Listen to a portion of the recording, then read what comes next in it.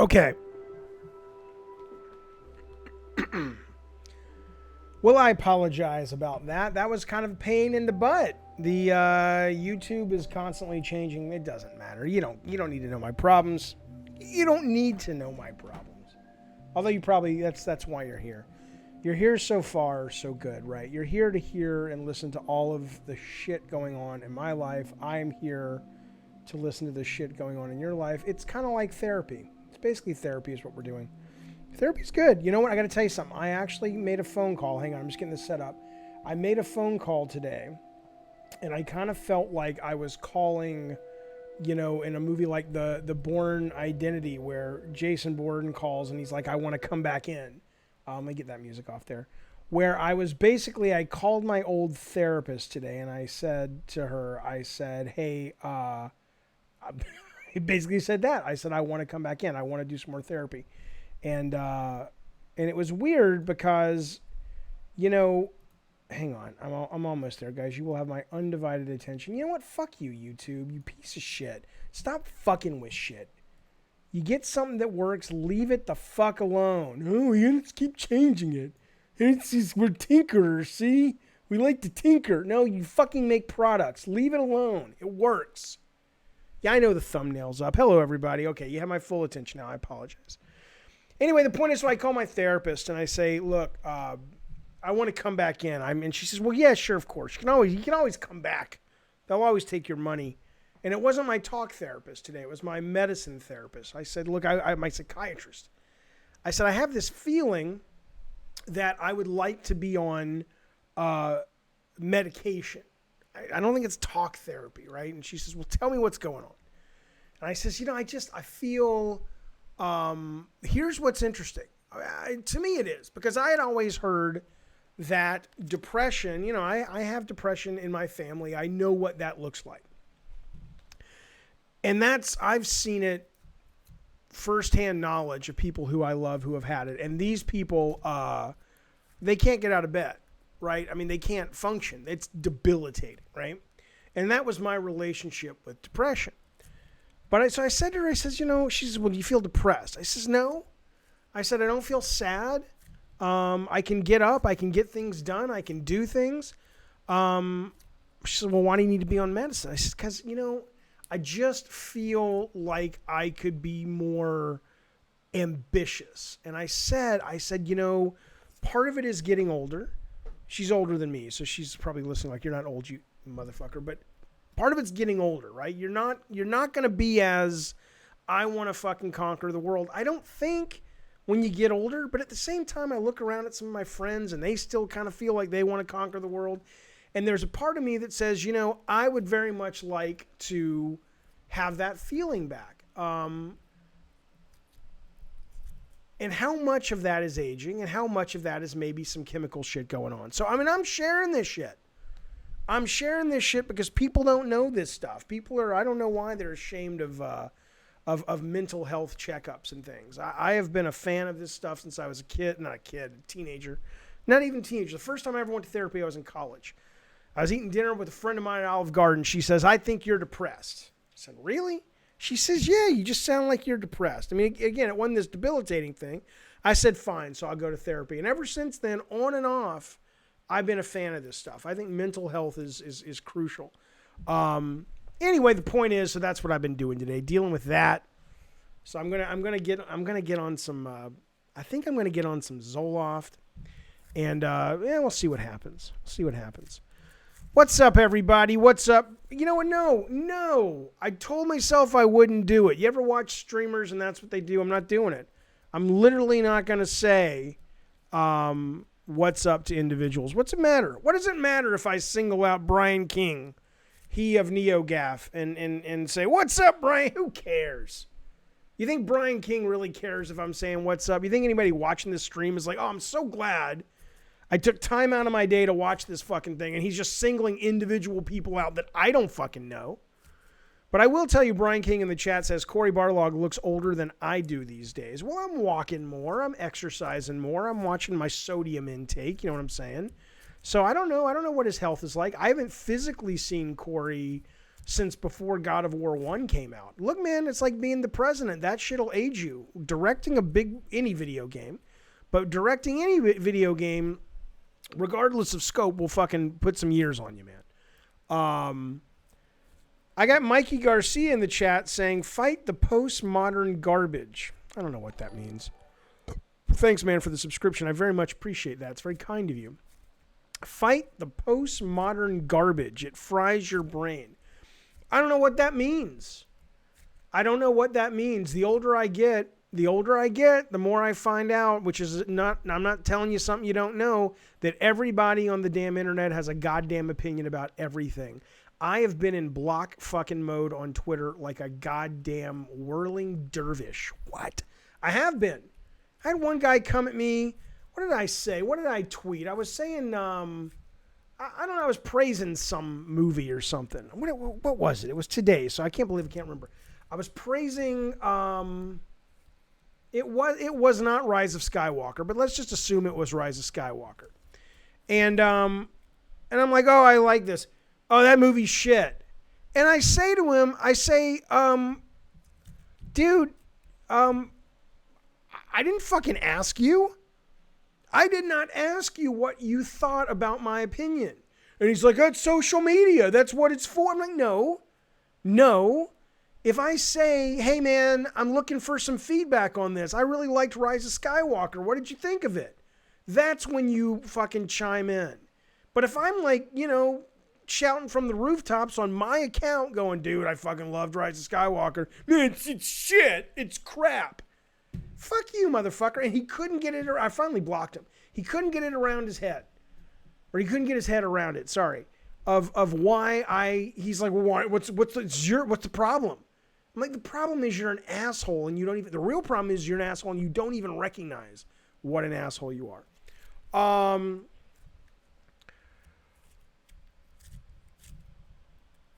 I see you have the stuff in your hand. I can't think of the name of it. This is called Aaron's Thinking Putty. And I got this ages ago. I've had this for like 7 or 8 years. It's still really good. I'm about to buy some more that smells really good. Realism says it's because people are entitled. Yeah, you know what though, man? They shouldn't be so fucking entitled. The more I do social media, the more I just say, no, fuck you, you're blocked. I know it sounds cliche, but that sort of adage of treat people on the internet the way you would treat them in real life. So if I came up to you at a party and I said, hey, Ferkman, what's up, Ferkman? How you doing? I just saw Rise of Skywalker. I fucking loved it, dude. Oh, it's fucking shit. That's a terrible fucking movie. I would not be your friend. I would say, well, we're done, Ferkman. It was nice to see you. I'm going to go talk to somebody else. That's got to be the same... It's got to be the same process. It's got to be the same process. Now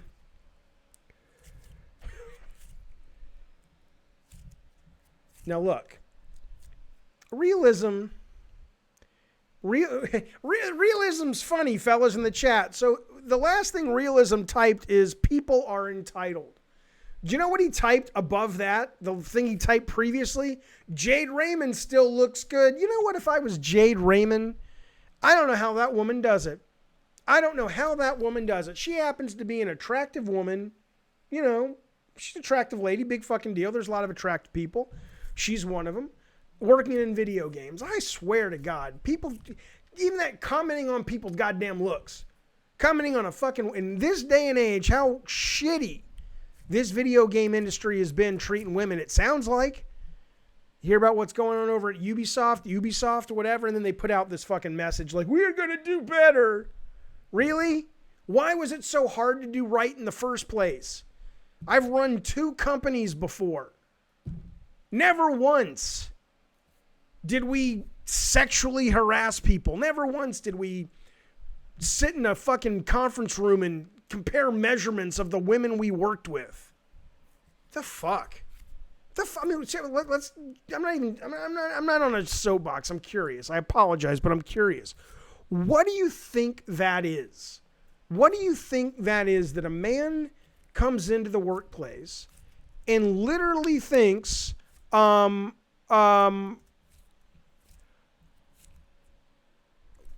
that's like the kind of behavior that is anywhere close. I mean, it's like, what's wrong with you? Were you raised, like I said in a tweet, were you raised in a fucking barn? What the fuck kind of man are you? Oh, it's pathetic. It's fucking pathetic. Ubisoft is just sorry they got caught, says Christopher. I mean, maybe that's the case. I've had lunch with these Ubisoft guys, the heads of that company back in the day. They, at least to my face, they were nice people. I have nothing against them personally, but I'm sorry. It's just another company in a long line of people that are just like, oh yeah, we fucked up. It turns out we weren't running a frat house. We were running $1 billion business. Who knew? Who fucking knew?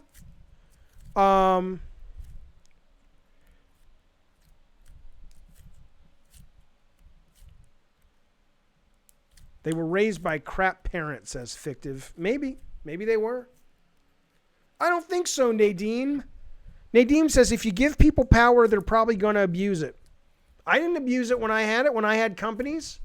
There was one time, I've told this story, but I'll tell it again because it's a good fucking story. There was one time I fucked up bad, and I immediately made it right. I'm not tooting my own horn, but I'm tooting my own horn. I'll tell you the quick story. We had the Mega 64 guys in. Remember this thing? They had the puppet Marcus. That's like if Mega 64 are guys who make videos. They're in San Diego. They said, hey, Jaffe, we want to come out. We'll do a video with you. I said, great. Great guys. Love those guys. They're fun. They come out. They're doing a puppet thing with Marcus. And I'm talking to Marcus. It's like an interview with the fucking Muppet, whatever. And one of our female employees walks in, and I'm just riffing with the puppet. And I'm being vulgar with the puppet. And I kind of say to the woman who walks in, I start bringing her over and bringing her into the conversation with Marcus. And it immediately goes to ways that Marcus could pick up women in a bar and stuff. And that was as far as it went, of course. But afterwards, I went to the woman. I said, that was really inappropriate. I apologize. That really, if I was going to bring you into the conversation at all, I should have let you know. And B, why in the world did we have to bring up dating? Yes, you're a woman. I'm a guy, and the puppet's a guy puppet. But that's inappropriate and it's bad. And I apologized to her immediately. I called Mega 64. I said, guys, you can't run that bit. There's nothing vulgar or wrong with it. It's just inappropriate. It doesn't make fucking sense, man. So I'm sorry. I don't believe that just because you have some power, you're going to be corrupted and you're going to abuse it. I don't buy it. I don't fucking buy it. I think so. Oh, fuck you, Jeff. Now listen to me for a minute. I want to know. This story comes out. Oh, I want to answer that question first. I answer that question. Shut up, Leather, you fuck. He says, what a total soy boy. I know he's kidding, but fuck you. Fuck you. You know what? Men, you remember in grade school, 6th grade, they pull the guys aside, the girls aside, they go off into different rooms. It's kind of like, here's your developing body and all that shit. I need to pull these kids aside and say, look, here's some shit your parents aren't teaching you. Thank you, Jiggy, for the sub. Here's some shit your parents aren't teaching you. Forget the birds and the bees fucking talk. I'll let the fucking gym coach give them that. But Jesus Christ. Jesus fucking Christ, man. I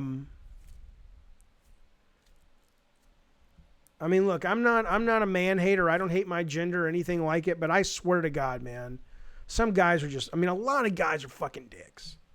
A lot of guys are a bunch of fucking entitled moron dicks. What am I squeezing? It's just fucking putty, dude.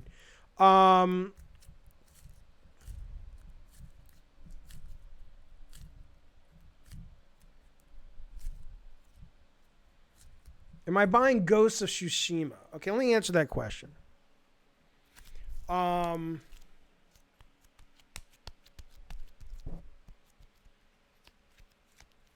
No, I'm not.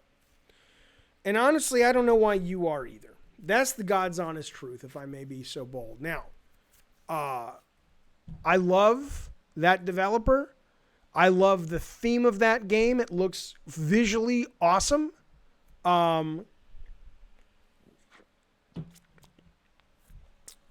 But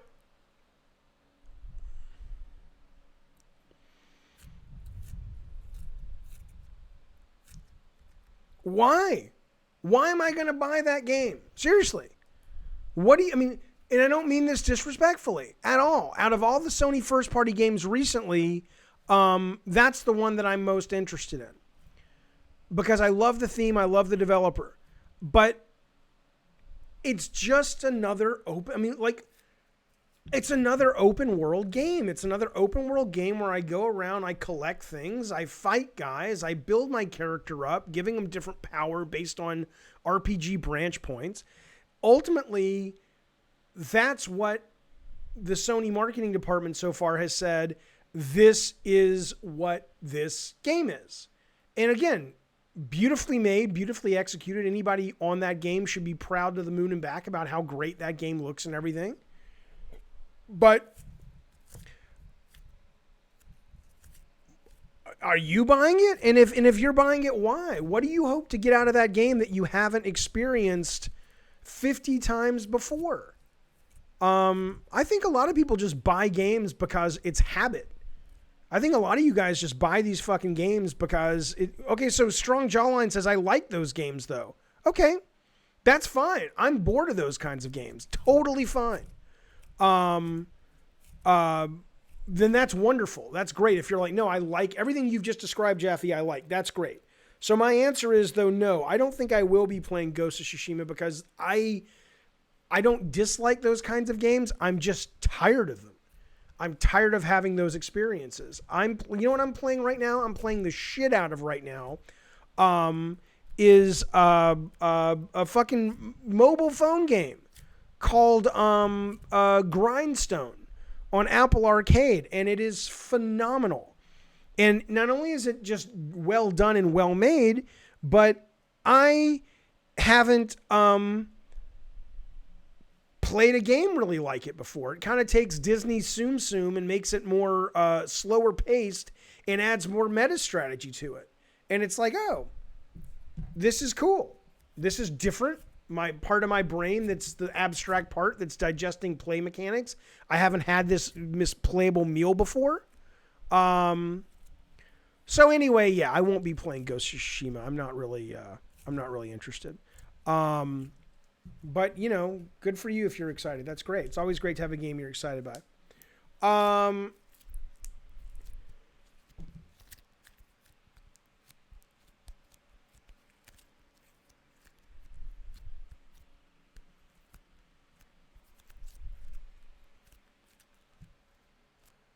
Johnny says Sony makes the same game over and over. They need more variety. I have a feeling you'll see more variety. I think even if you look at the video they put out, the Sony Direct or whatever they called it, they put out last month, there was more variety in there. Hey, Bukaki, fuck off. Bukaki says it takes Disney's Tsum Tsum. What the fuck? That's a selling point. It is a selling point. If you haven't played Disney's Tsum Tsum, what it is it, and I don't like match 3 games. It's basically, though, it looks like a match 3 game, but it's more like you're trying to find as long of a chain as you can make on the screen by connecting the same faces all over the screen, and you get these crazy snakes going, and then you get these mechanics that are embedded within the face that let you do things like triple and double the line and change colors mid-line, and it's very stimulating and it's very satisfying. And there you go. There you go. Look at this guy. Look at this guy, Wolfblood.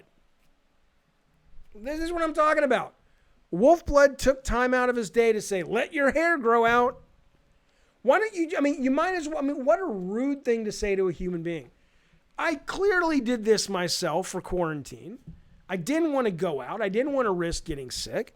Look, I'm not a vain guy. I don't care if my hair doesn't look good. I only bring this up. I only single you out, Wolfblood, because it's just this, it's emblematic of what I'm getting to hate about the internet. It's like, why would you say that to me? Why would you say that to me? It's just annoying. It's annoying as fuck, dude. Hello, Zack Attack. Good to see you, sir. Good to see you, Zack Attack. But now we have the problem where I called your name out and I have to say something interesting because I told myself, I says, look, I can't just call somebody's name out and not make it entertaining for the rest of the audience. This thing's getting all stuck on my hands and shit. I like the haircut. It feels great. It feels really good when you fucking put like a Coke can or something up on it. Oh my God, it feels fantastic. No, you don't get to get away with that. Wolfblood says, I'm just saying.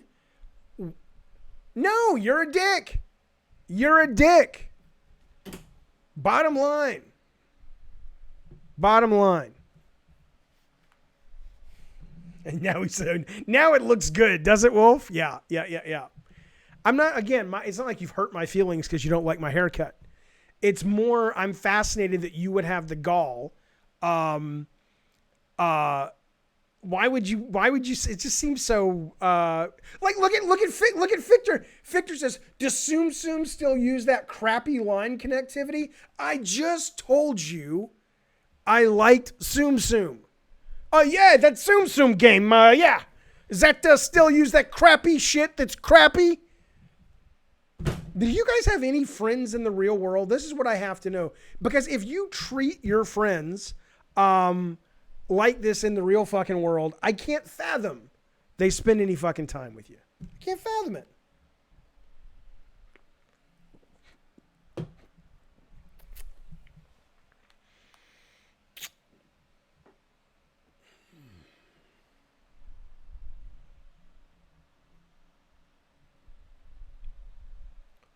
Let me tell you something. I've been thinking about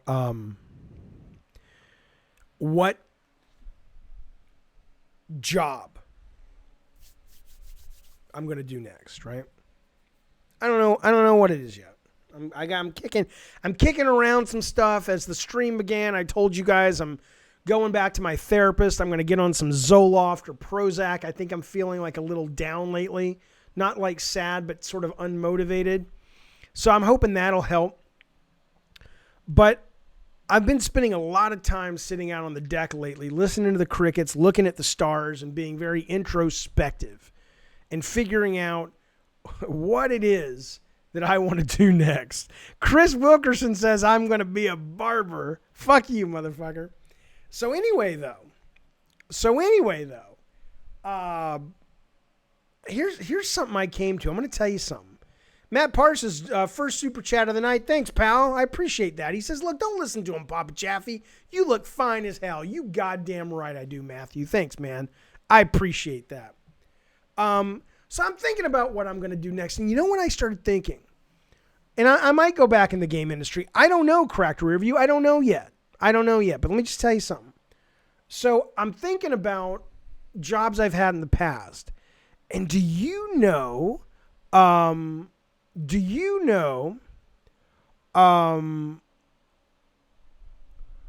of the jobs I enjoyed the most are the jobs like when I worked in a movie theater, or when I worked at the USC Cinema School. Just those jobs where you show up, you enjoy hanging out with your friends, you don't have to use your fucking brain.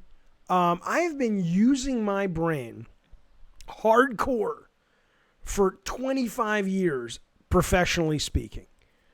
And I'm not saying I really want to fucking do that, but there's something that seems so peaceful about just going to one of those jobs where you don't have to really give it your all. You do a good job, you have a work ethic, but you don't take it home with you. You don't obsess over it. Every project, you're not reinventing the wheel. You're just kind of getting through, and you're having a good time socially with the people you're working with. Isn't that something? Isn't that something that that's the kind of job I might be thinking of. I'm not really thinking about getting that kind of job, but there's something in my brain that says that feels peaceful. Does that make any sense to you? I don't know if that makes any sense to you. Yeah, there you go. Chris says when he worked at a video rental store, he had a nonstop blast. I worked at one of those stores too. You could hang out, talk about movies. Like in my fantasy, I would own a geek comic book store, video game store, geek memorabilia store. That would be fucking awesome. And it really wouldn't. It would be a nightmare because those are impossible margins. You have to deal with asshole public. It just feels like a great fantasy. It feels like a really good fantasy job to have.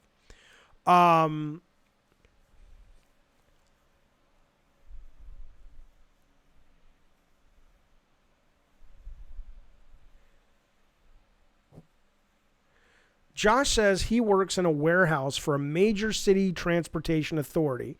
It's mindless fun with friends and very peaceful. Right. Right. And you get to a point in your life and your career where you're not supposed to have jobs like that anymore. But you also get to a point in your career where you just find like, fuck, tired. But again, that might be why I need to be on medicine. Isn't that something? Think about that. Isn't that something? Think about that for a minute. I don't have an answer, but it's fascinating. So there's a part of my brain that says, you know what, Jaffe, slow it down. Pick a job that is, you show up, you get your work done, you're responsible, you have a good work ethic, you're good to people, but it doesn't consume you. And my immediate response that society has drilled into my fucking head is, oh, well, you should probably be on medicine because wanting that kind of job is not correct for your brain. Think about that. I don't know the answer. I don't know if it's that society is what's unhealthy and my spirit is saying, no, man, I'm done. I'm exhausted. Or if my spirit's like, no, you're probably depressed. You need some Zoloft. You'll be fine. Get back in the fight. I don't fucking know. Dane Barnes dropped $5. Biggest tip of the night. Thank you, Danny Barnes. Super chat. He says, look, man, as a movie theater manager, I get what you're saying. Your hard work has meant a lot to me and a lot to others. Much more fulfilling, in my opinion.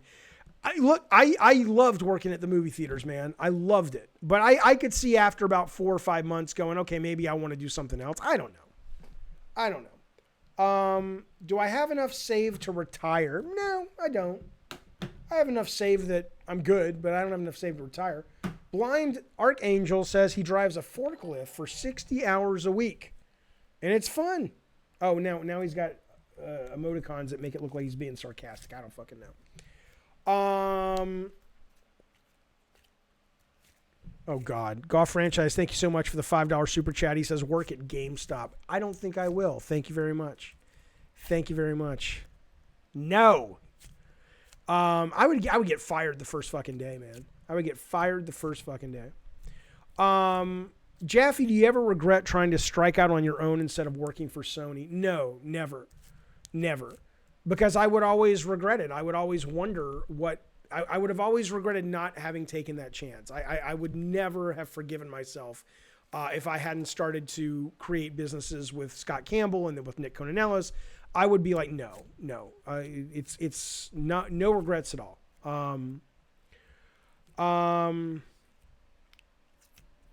Dream Corridor says, it's crazy to think some people just need medication. Like, what if you were born before the introduction of meds? Did people just live crazy back then? Well, I mean, people died of fucking pneumonia almost, 60% of the time, more? There were a lot of things, quality of life, that were shitty back in the day that are now better. And I think mental health is one of them. I think it's going to be fascinating in,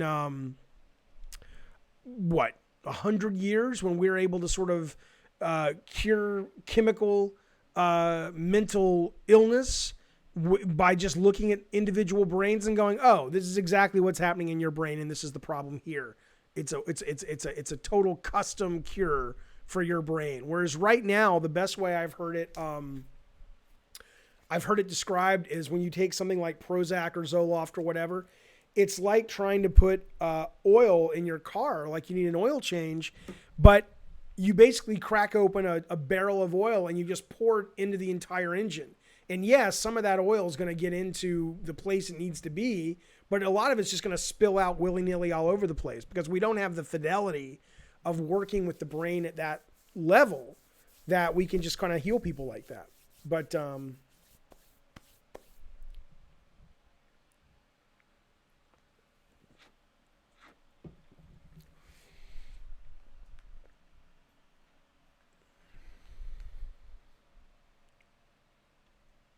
I want to tell you something. Tell me what you think about this. So I ordered Postmates today. I got Postmates from Rubio's, which is Mexican food here. And they bring it. It was a little late. No worries. It's a woman. She drops it off. They put it at the door. And then I get back to my desktop after we eat. And, I don't know if you ever order Postmates. It brings up a picture of your driver delivery person. And then it's like, hey, what tip do you want to put in here? It's like 10%, 15, 20, or custom, right? And my knee jerk is always to put in 15% for something like that. Because I'm like, well, all you did was drive it to my house. Big fucking deal. But when I looked at the person who delivered it on the picture of Postmates, it was a black person. And my immediate knee jerk was, oh, I want to give that person more money. I want to give a bigger tip primarily, I always tip. I was going to tip anyway. But I was like, oh, let me give you more money because you're black and we need to pay reparations in this country, and America has treated its black population horribly from the get-go. And I don't know about that. I agree with that, but it was weird to me that I was like, because I know my 15 to 25% tip is not going to make a difference. But it's like, I don't know. It's like, I don't know what else we can do other than let's fucking pay reparations. So anyway, that's the point, is I started thinking, I don't know. I think we should do something to even the playing field more. A lot of people don't agree with that. A lot of people say, oh no, affirmative action's bad. Affirmative action is humiliating. If you're a person of color or a woman, I don't want to get the job that way. But I don't know. I think we're a pretty fucking racist society, man. I think we should bend over backwards until things feel more fair. That's the truth. I don't think it's white guilt, John. John says that's your white guilt. I don't feel guilty. I didn't fucking enslave anybody. I don't feel guilty. I feel just the value of fair play. I feel like, yeah, they got dealt a really shit hand. And I think as fellow countrymen, it's our job to help out, to sort of help even the scales. I don't think it's guilt. That's a shitty thing to say. That's a shitty thing to assume that that's such a negative way to paint it. It's like, here I am going, I'm trying to figure out a way to do the right thing in my small little way. I'm trying to figure out a way to say, I think as a country, we have a lot more work to do to make things fair with people of color and white people. And instead of going, all right, let's engage in that conversation in good faith, you have to call it white guilt. It's not white guilt. It's just what's right. Less than 10% of Americans own slaves. Who owns slaves? Who cares, Dream Corridor? We brought tens of thousands of people from Africa in chains on slave ships and made them work, and we benefited from their back-breaking labor. Not to mention the way they were treated. It doesn't matter if 10% owned.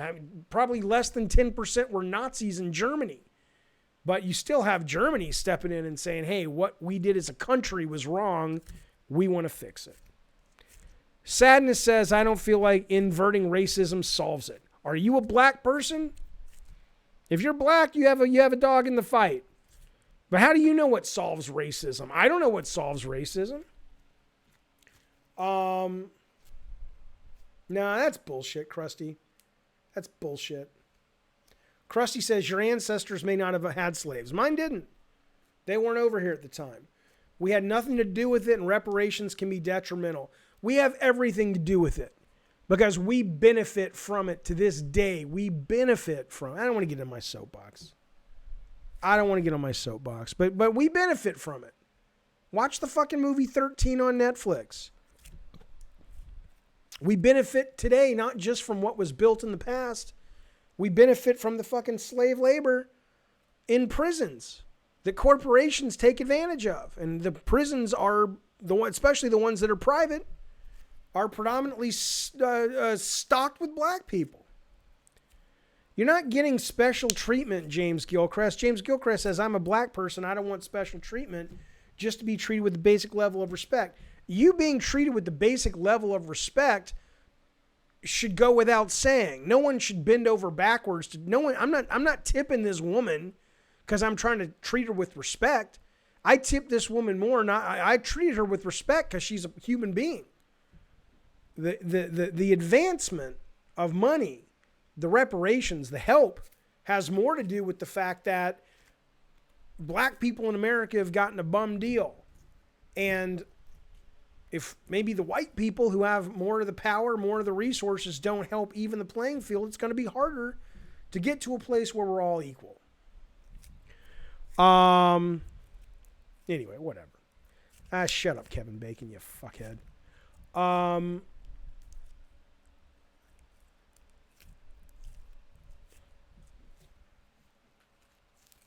Okay.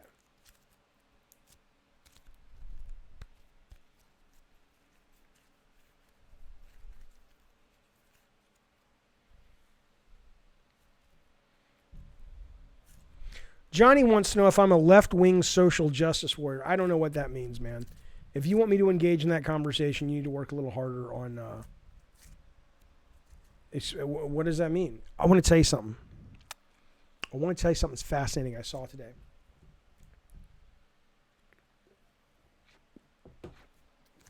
Listen. Do you know what scientists say? I'm so excited. Oh, Captain, it's totally a double standard. Captain says, I see people crying about slaves, but buy things from China like iPhones and stuff. Yeah, 100%. Trust me, I've looked to buy a fucking phone. If I could buy a phone that's ethically created, I would. You can't find them. You cannot get them. It's horrible. So if you're in a relationship and you dream that your partner is cheating on you, do you know what scientists have said that it actually means? Do you know what it means if you dream that your partner is cheating on you?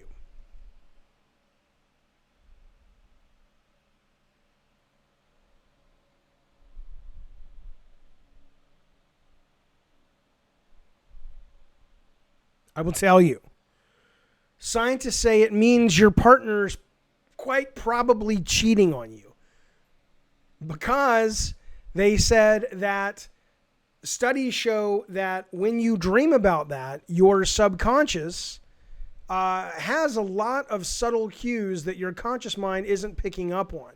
And so it doesn't mean if you're in the waking world and you're suspicious she's cheating on you, that's totally different. But when your guard is down and your subconscious is talking to you and you have a handful of dreams in a row that your spouse is cheating on you or your partner's cheating on you, there's a good chance your subconscious mind knows the truth and is communicating that with you in your dream. Isn't that something? Isn't that some shit? Alex the Procrastinator just dropped $5 on the Jaffe stream. I appreciate that very much. Thanks, sir. He says, Jaffe, I know you get a lot of Twisted Metal comments, but have you seen the Black Fan remake that's floating around? All I have seen of the Twisted Metal Black remake is a title screen, which isn't really a remake. So I guess my answer to you would be no, I haven't seen it. I've seen somebody send me something that's like, here's a redo of the title screen. And I'm like, okay, I think, no offense to that guy or whoever's making it, I think remakes are kind of stupid because Sony's not going to let them publish it. Sony's not going to let them make it. Why not make your own fucking game? I don't understand remakes. Why would you put think about all the effort and work and love and sweat and time and just days of your life, weeks, months, years of your life you're committing to making something that's already been made before. When you could make something that is absolutely brand new from the ground up. I don't understand. But I mean, good for them. I mean, it's cool. It's flattering.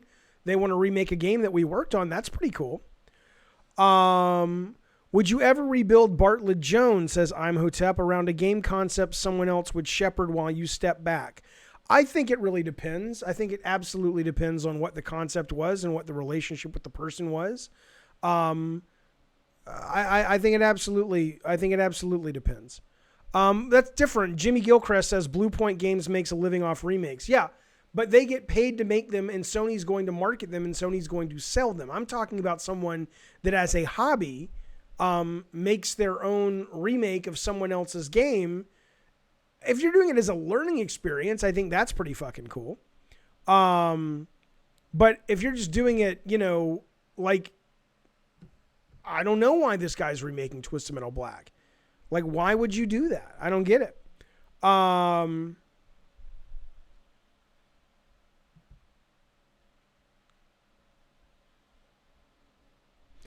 You see the guy in New York? Guy in New York is going up to his apartment. This is something. This is some shit, fellas. Guy in New York is going up to his apartment. It's one of those really nice penthouses where the elevator opens up and lets you directly enter into your home. So there's no hallway or door to unlock or anything like it. A guy suddenly is riding up the elevator with him. He notices. And they both get off the elevator. And this dude gets off in this guy's fucking apartment. And that's all we know because that was on video footage. The guy whose apartment it was, who was riding up the elevator, had some kind of like Uber motorcycle rideshare thing. But the video footage shows the guy falling forward in his apartment. We don't know if he was shot. We don't know if he was hit over the head. I think it's about time we up the fucking resolution on these security cameras. I don't understand. How are we still living in a world in 2020 where it's like, we can't quite tell what happened. It's only 320 by 240. It's like, Jesus fucking Christ. We have video screens everywhere. Get some fucking high-res fucking security cameras. It's ridiculous. But anyway, that's the last they saw of him. And they didn't even check the security footage until his sister goes into the apartment 4 days later and finds her brother dead and chopped up. His head is separated from the torso. The torso is sitting off by itself on the couch. The arms, legs, and feet and legs or hands have all been wrapped up in individual plastic bags and placed all around the room. Apparently, the guy spent a lot of time in that apartment because there was very little fucking blood. So he was either in the process of cleaning up or it was an art installation. I don't know. Nobody knows what happened to this guy. Nobody knows. Was this a mafia hit? Was this some kind of weird sexual fetish where, like those people that want to be killed and eaten? But there are days when I hear stories like this where I just say it is amazing to me that this is the world in which we live. That there are people out in the world that are really like this. Think about that. Think about that.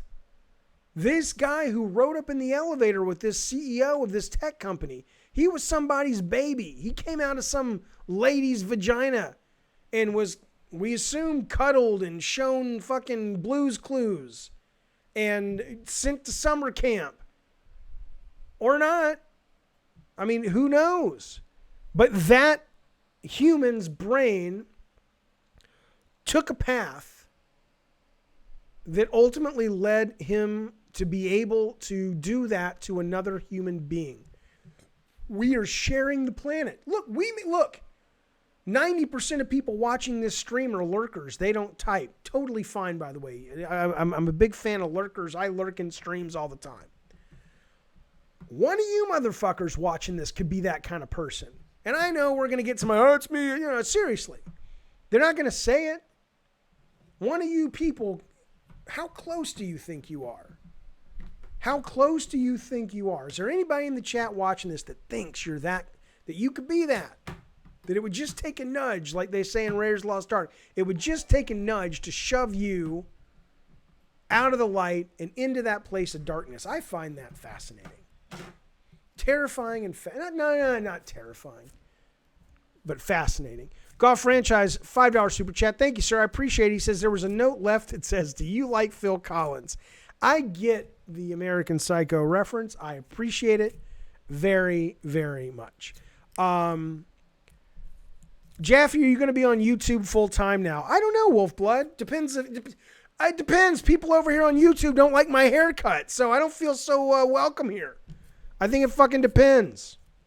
Do you think this pandemic is like Christmas for a serial killer? Why would it be? You would think that it would be difficult because there's not a lot of people out on the street and shit. The official channel is talking about official remakes. He says, couldn't you get the fan remake of Twisted Metal and show someone at Sony if you really believed in it and talk about everyone getting a chunk of change out of it? No, not really. I mean, I could. Like, sure, if the remake is amazing and if the internet code, people don't understand, right? If you make a remake, the amount of work and money that Sony, even if the remake was fantastic, and I'm not saying that they'll do it and Sony won't fall in love with it. Maybe they will. Maybe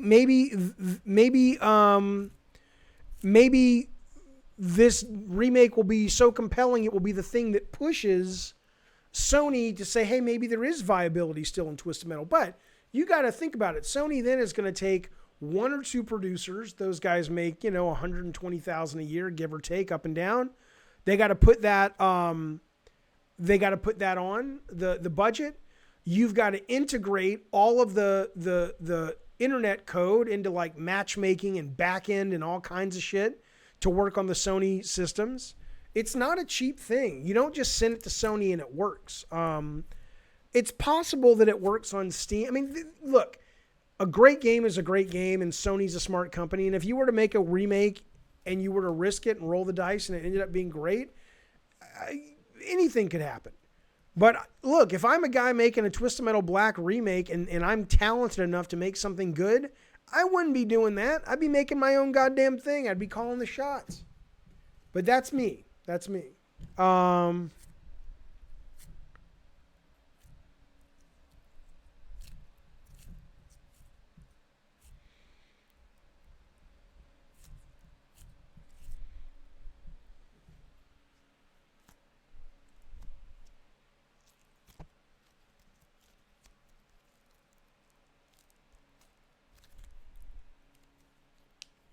Do you know last year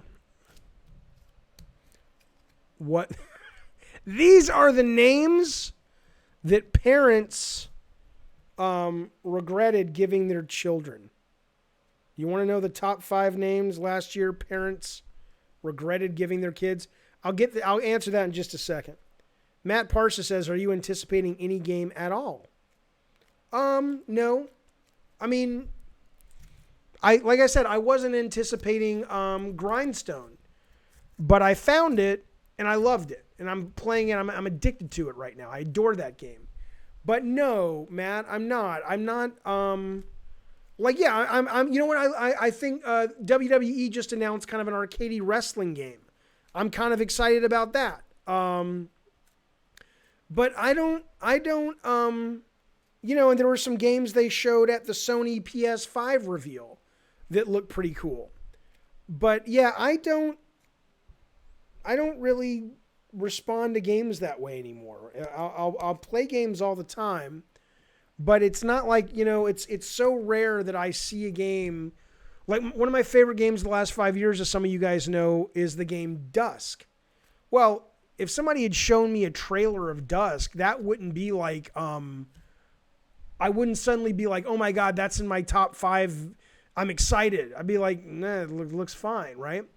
I get more excited about playing something. And when I play it, I'm like, oh, that's fantastic.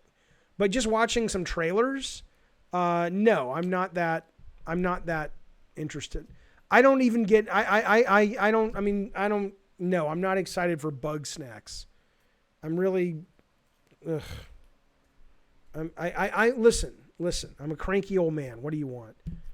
I hate the meme that Bug Snacks has become. I'm tired of people joking about it. Isn't that terrible? It looks like a cute little thing. The song was cute, but now it's got to be just this thing that everybody's like, I know that one. You did the Bug Snacks meme. I know it makes me sound cranky. I'm totally sorry.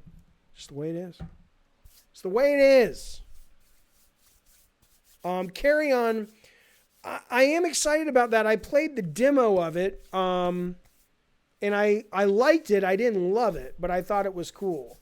There is a Bug Snacks chat now. It's just like, I don't know.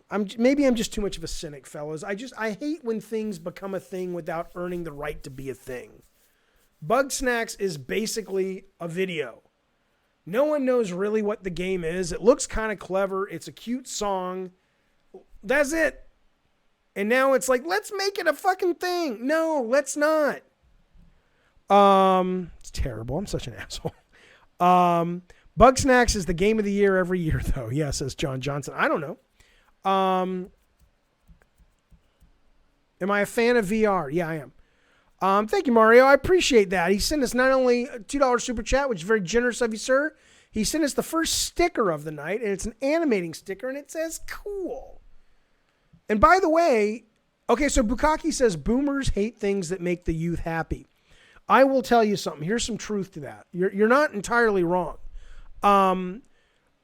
It's not that I hate things that make boomers happy, but the kind of entertainment that makes me happy is no longer in vogue, right? There is such a wholesome or an embracing of like wholesome character designs, and game concepts, and there is such a rejection of gore and violence and horror and over-the-top action, at least on a mainstream level, that I'm put off by it. It's too earnest for me. It's like, oh, isn't that cute? Oh, it's so cute. It's a little strawberry. It's so cute. And it is. It's cute. But I'm not going to lose my shit over a game I haven't fucking played.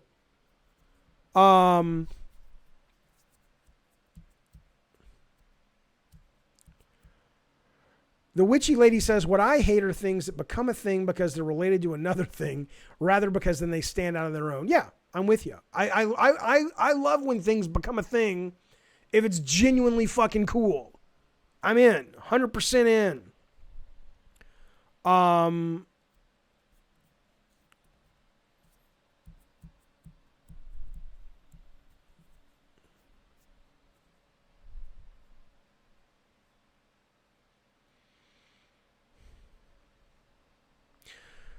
Cracked Rearview says, or Cracked Gamer Review says, I ordered from Postmates today. The girl who delivered my food is pretty cute. I'm for sure going to give her a big tip. That's so creepy. And then you've got this weird little smile, and big is written with all caps. I'm sorry my mind goes here, but are you talking about, are you making an innuendo, like a sexual innuendo? Let me ask you a question about this girl. She comes to your door. She delivers Postmates. You think she's cute. Okay. Now, a lot of women today would tell you, and they would be right, they would say, hey, I'm just doing a fucking job. I don't need you to flirt with me. I don't need you to try to pick me up. I don't need you to ask me out. Pay me, tip me. Let me get on with my fucking life. But let's for the moment assume that you're like, no, fuck it. Fuck it. I'm gonna plant a flag, take a shot. Okay, good. Good for you. Why not? Why not? So here's my question. This girl comes to your door today with Postmates. You think she's super cute. Now, unless you're married and your wife was home, what did you do? Did you get her number? Did you chat her up? That could have been your future love of your life. What did you do? I want to know this because it's not like I haven't seen your thing in the chat. You've copy pasted that 3 fucking times. I want to talk about it. Don't fucking put that on my chat and keep beating me with it. And then when I bring it up, you fucking walk away. I want to know, did you have the stones to actually ask this woman about her life? Let's go have coffee. What was the response? Or are you just telling me you thought she was cute and she vanishes in her fucking, Ford Taurus and you'll never see her again? Alex the Procrastinator, that's a giant super chat. I appreciate that. It's crazy generous. Thanks, sir. He says, look, Jaffe, there's a Reddit page that says they have 3D models for some of the vehicles like Crazy 8 and Brimstone. I've seen those. They're great. They had some gameplay too. Might actually be something to it. I'm rooting for them. I get it. I'm not sitting around saying anything's wrong with doing it. I just don't understand the point of doing it, right? I don't understand the point of these kids making a remake shot for shot of Raiders of the Lost Ark. Why would you do that? Go make your own fucking movie. Doesn't make sense to me. Wolfblood, thank you so much for the $1 tip. I appreciate that. And look at that, Wolfblood. You got your dog there in your little avatar next to you. What a beautiful specimen. Aren't dogs the greatest thing? There was the saddest thing in the world today that I saw on television. A dog. Hang on, let me get to Witchy Lady first. I want to talk to you about dogs in a second, Wolfblood, and this sad thing I saw. I still got to tell you guys the names people regret, but hang on. Witchy Lady says, look, I used to deliver food in college. I was always got more tips than the men. I'll be blunt. It was good money. It was obviously soul-crushing work. Okay, so did men try to pick you up? That's the question. Let me ask you a question, Witchy. Did men try to pick you up? And if they did you find it offensive? Because I've talked to a number of women friends of mine who say, look, I'm thrilled you think, not to me because they're friends. I'm not trying to pick them up. I'm thrilled you think I'm cute. That's great. But I'm working. This is my job. I don't need you to flirt with me. I'm here to give you your fucking food. That's my question. Did you find it like, what are you doing, dude? Or was it like, no, it's part of the job. You had fun with it. Like, have I been trained by my feminist friends to be a little too sensitive to this? Or are you like, no, it's a good fucking point, Jaffe. No one should fucking do that shit. Wolfblood, another super chat. Thank you. What I was going to tell you, Wolfblood, about these dogs is they had this closed circuit camera, this man who went off to work, and his dog went as soon as he went off to work, and all day long he just sat on the couch with his owner's shoes and cuddled up with his owner's shoes because he missed his owner so much. And that made me real sad about my dog. I'm like, Jesus Christ, man. Eventually these kids are going back to school. Eventually I'm going to go get a real fucking job. What's going to happen when this dog Ace is home by himself? Is he just going to be sad all day? It's terrifying. What the babies? They're such little babies. They need us so much. They need us so much. They love us so much. They're beautiful. They're beautiful. So Witchy Lady says, look, when she was delivering food to people, multiple times dudes flirted with her. I ended my job there due to sexual harassment I filed on one of the employees. Okay, but here's my question.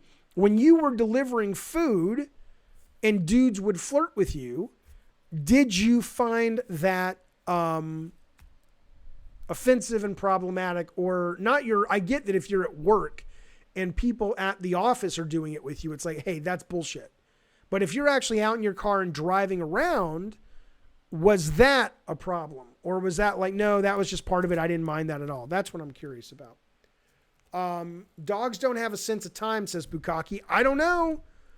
You may be right. All I know is this fucking poor dog sat there for like 8 hours shoving his little body into his master's tennis shoes that he had went with his little mouth and brought up on the couch. And he was just snuggling up with his master's tennis shoes.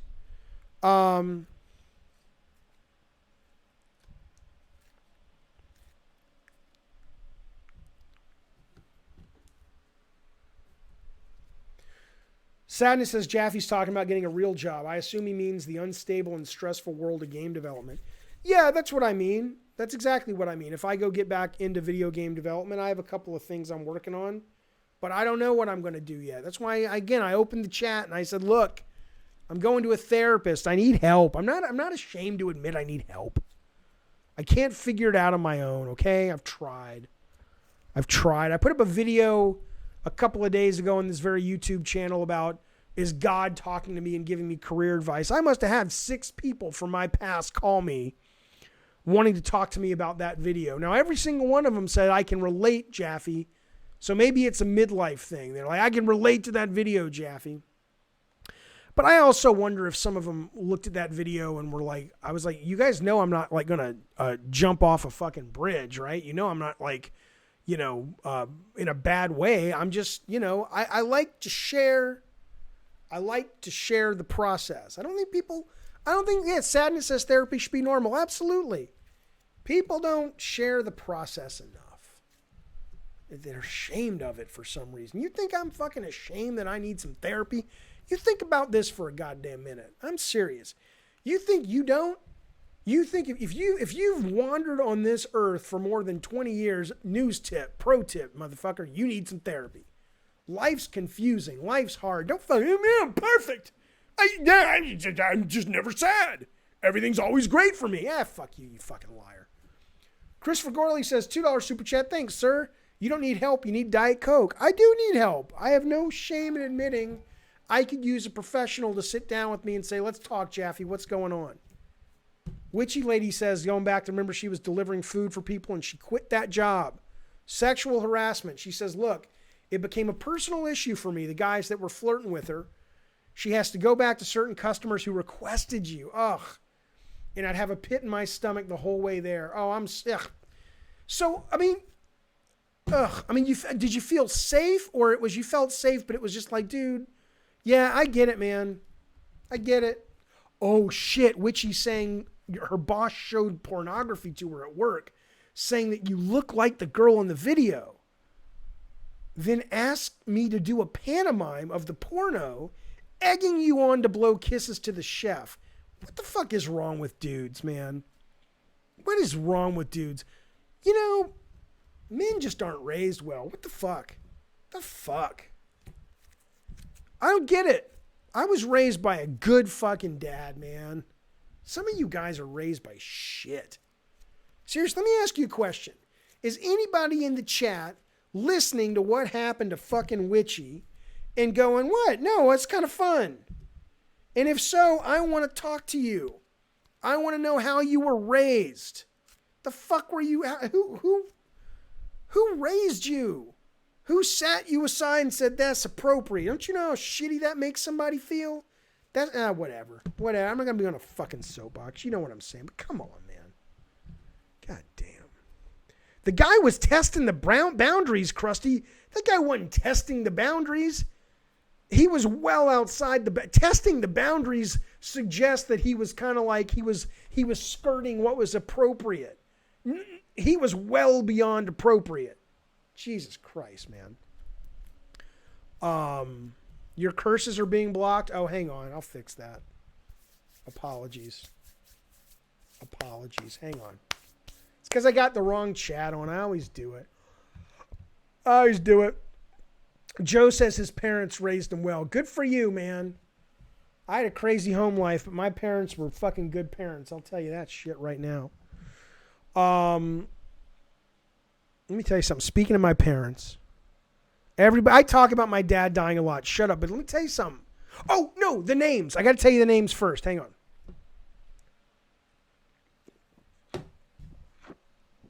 Listen. First off, Dylan says, Jaffe, love the games you worked on. I changed his thing. He says, Jaffe, love your games, man. They're not my games. They're our games. A lot of people work on them, but I appreciate that on behalf of all of us. He says, I think it's the first time I've watched a Jaffe stream. Well, welcome, sir. I'm glad you're here. So,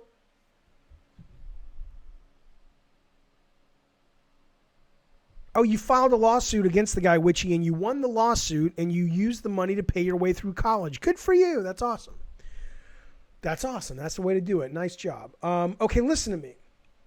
These are the names that parents... Wolfblood just gave us $5, fellas. This guilt trip's working. He says, I was messing with you with the hair comment. I respect you and know you're a decent human by all the live chats. No, Wolfblood, you're mean. I'm just going to keep getting more money from the guy. Thanks, man. I appreciate it. It's all good. Thank you, sir. I appreciate that. So anyway, I don't mind it when you tell me Bukkake gave us $2 and says, Jaffe, you look like a porn actor I saw. For you, Bukkake, you know, anything, whatever I can do to make your fantasy come true. So listen. These are the 5 names parents regret giving their children. Okay.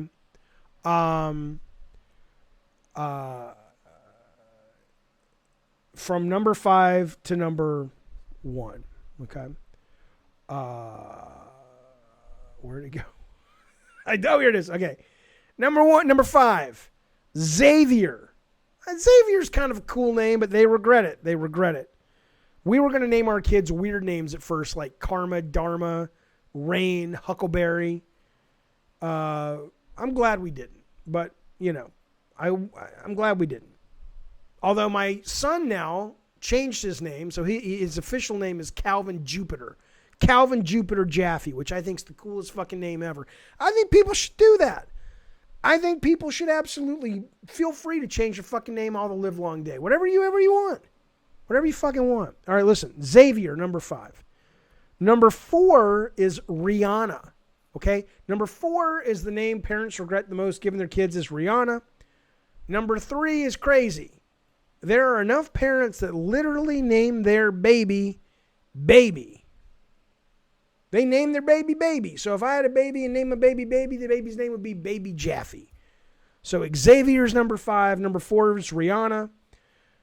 Number 3 is baby. Well, number 2 is Shiloh. It's a weird name. I didn't know enough people did it. Now, Christopher Gorley just gave us $2. Thank you so much. Very generous super chat. Thanks, man. He says the number 1 most regretted name is Hogwash. You're probably right, but no, that's not true. Xavier, Rihanna, baby, Shiloh. The number 1 most regretted name from parents is Elsa. There you go. Elsa. Think about that.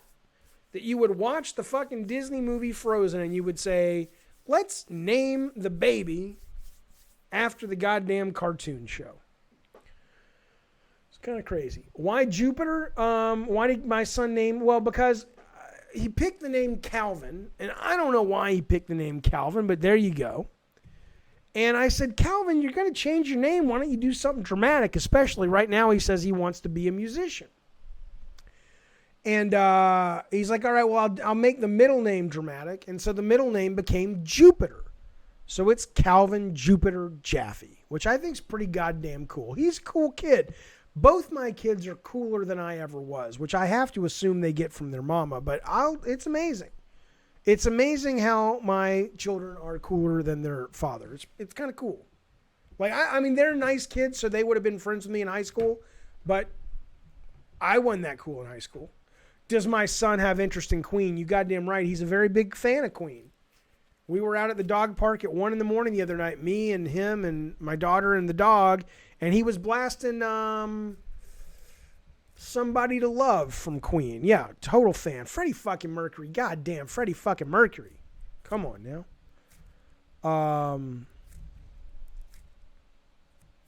Calvin's my youngest, Mega Solid. My youngest. Yeah, I don't know where he got that name from. Somebody was asking me a very odd question. He might have been trolling, but he says, Jaffe, when you worked at Sony, do you think Sony is the most garbage company to ever work with? You have to be trolling, because anybody who's worked at Sony knows those people are awesome. They are fucking good people. Honest, generous. No, great company, man. Great fucking company to work at. Okay, so when we die, I'll talk about that in a minute. I was going to tell you scientists have figured out the last sense to go when we lose our life and we officially fade away. I'll tell you what that is in a second. I don't want to talk about that right now. Emma Bose says, are you going to talk about more your canceled walking sim? Well, it's not canceled. I don't. Here's what it is, Emma. Here's what it is, pal. So I got to stop playing with this. It's all sticky. I've got a handful of things I'm working on right now, right? Designs. And one of them is this walking sim that I've been kicking around. But I'm really putting all that on hold for a couple of weeks until I get to a therapist, because I got a big career decision to make. I got to figure out what my next play is, man. And it may ultimately be I want to go around pitching that walking sim. And so I don't want to spoil it right now, but I don't know what I want to do next. That's why I'm going to go into therapy for a little bit and get some medicine and say, hey, hook me up with some Zoloft. Let me get my wits about me again so I can make some decisions that come from a pure, honest place. You know what I'm saying, Emma Boss? You know what I'm saying? That's the thing.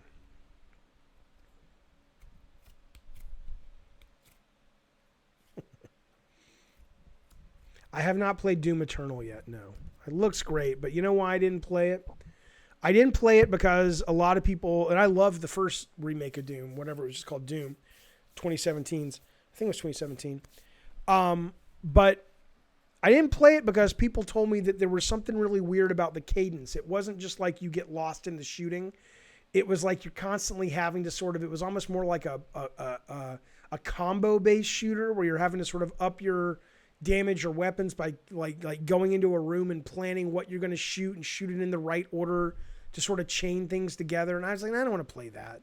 I want to play a fucking shooter where I can just get in there, you know, and sort of by the seat of my pants, figure out how to get things done. I don't want to, I'm not looking for like a, something that's sort of that meta based, if that makes sense.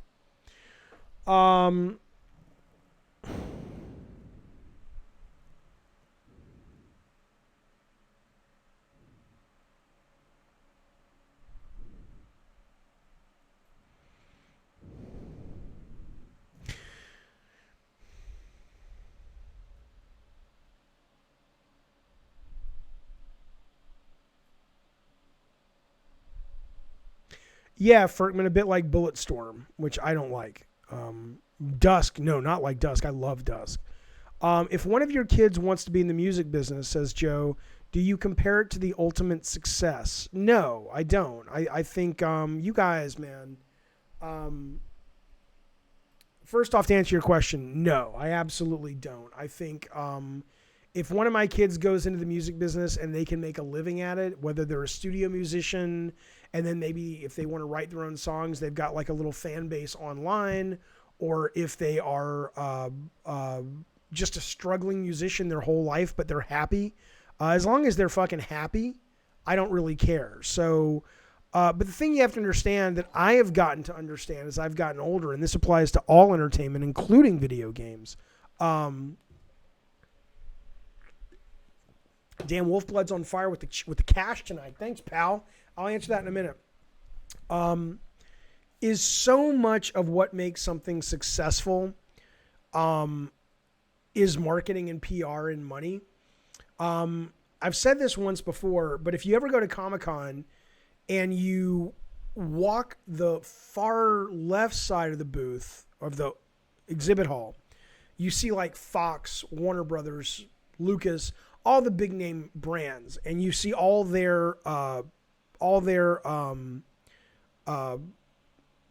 big releases coming out, Christmas releases, new DVDs and shit that are coming out. And they're spending a lot of money to sort of shove that stuff into the face of the audience. If you go to the right in the exhibit hall, there's stuff in there that is still extremely creative, as if not more, just depending on the day and what you're looking at. Creative is the big stuff. It's just for whatever reason, contacts, luck, the guy who went into the meeting or the girl who went into the meeting wasn't a good pitch. Who knows? Those things didn't get the gods of consumer entertainment smiling upon them. And there's rarely a difference in quality, right? It's simply who got there with a good enough idea that's marketable. And when you realize that, when you realize, let me articulate this. I apologize. It's going to take me a brief moment, but it's important. To me, it's important because I grew up thinking if you got one of those pop culture home runs, it was because whether you were Spielberg or Michael Jackson or Prince or Madonna or Jerry Seinfeld or whoever, it was because you, more than anyone else, made the better mousetrap. You understood the market more than anyone else. You were the best creative at the time, stepping up to the plate, and everyone deserves it. It's not that Spielberg or, whatever, Prince didn't deserve their success. Of course they did. But so many other factors play into why something hits the zeitgeist that has almost nothing to do with the product itself. And it affects the way people talk about it. So when I see people talk about, for example, Naughty Dog's recent game, Last of Us. I haven't played it. I'm not going to play it. It's not my kind of game. But there are just as many games that you can play on itch.io or indie games on Steam that are doing just as, if not more, interesting, interactive storytelling, but they're not doing it with Sony's budget, with Sony's marketing, with Sony's PR. And so they are not talked about in the same referential or sense of awe that Gears of War 5 or Last of Us 2 or God of War or whatever, or Mario might be talked about. And it wasn't until I got older that I realized, holy shit, that's not because those games are necessarily better. Sometimes they are, but a lot of it's because that's just the product they're marketing. And the game just happens to be part of that thing they're marketing. But what they're really marketing is the whole experience. And they're spending the money on the PR and the booths and the commercials and all this stuff that makes you think, oh my God, these are the artists of our time. And it's like, well, there's a lot of people that are the artists of our time. Those are just the ones that have the big microphone at the moment, if that makes sense. Wolfblood says, and again, that's not taking anything away from these big games or these big movies. It's just that when you realize that, the bloom is off the rose a little bit. It becomes kind of harder to be motivated. Like, I want to do that. I want to be the guy who leads the team that hits that home run. And you do, but sometimes you realize that home run is a very calculated home run that, yeah, you showed up and did your part, but there's a lot of the reasons that's a home run that have nothing to do with the actual product that you've created. What kind of music do I like, Wolfblood? I'm not a big aficionado. I like pop music. I like Taylor Swift. I like top 40. I like movie music. Lately, when I'm working, I listen to like bookstore jazz, just like background noise. I like classical. I like country. I like pretty much all music except like mumblecore. Like the kid's mom came over last night. We had dinner together and stuff, and she was playing me some songs by Lizzo. Other than like one, I didn't like that. Like I like things with melodies and hooks. I like very consumer-friendly music. I'm not like someone who like can really appreciate nuance. Like my kid got me into My Chemical Romance. I really like those guys, stuff like that. Anyway, let me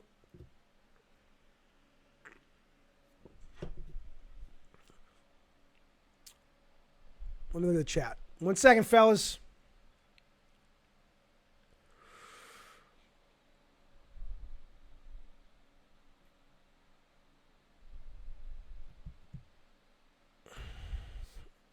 I played Drunken Bastard says it makes me sad no one knows about Darkwood. That's the top-down horror game, right? I played that game.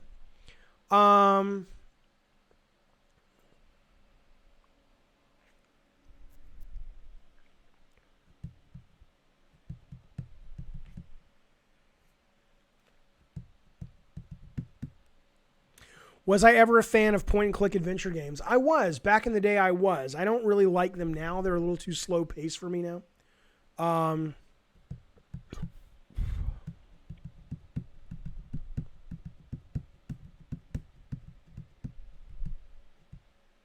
The last thing to go when we die, according to scientists, is our hearing. So if you're sitting with someone on their deathbed and they pass away and the doctor says, okay, they're not here anymore, they say for up to 7 to 15 minutes, they are still able to hear. What they don't know is their brain active enough that they can process what they're hearing. But via brain scans of people that are dying, they are taking in the data for sure. And that data is working its way from your eardrum into your brain. What happens to it then is anybody's guess. But you can absolutely, they say that's one of the reasons that if you're with someone when they die, maybe you don't want to just be like, oh my God, it's horror, just be like, okay, I don't know. You just kind of talk them through the journey. It's like, I mean, I don't know what that would be like. I've never been there when someone's died. The only thing I've been there is when on the phone when my dad was out of it. He died the next day and he was no longer responsive, but I talked to him on the phone. And they said he responded by like moving his hands and his eyes, but I don't know. But I'd like to think that if I was sitting there and somebody was dying, I would still be like, hey man, it's going to be okay. We all go through this. We're all going to go through this. I don't know if it's scary what's happening to you right now, but It's just so you know, we're here. We'll see. I don't know what you would say. I don't know what you would say to somebody who's dying and they've passed away, but they're in the process of dying, and you know that you've got 15 minutes where they can still hear and process you before they literally fade into either nothing or the other life. I don't know.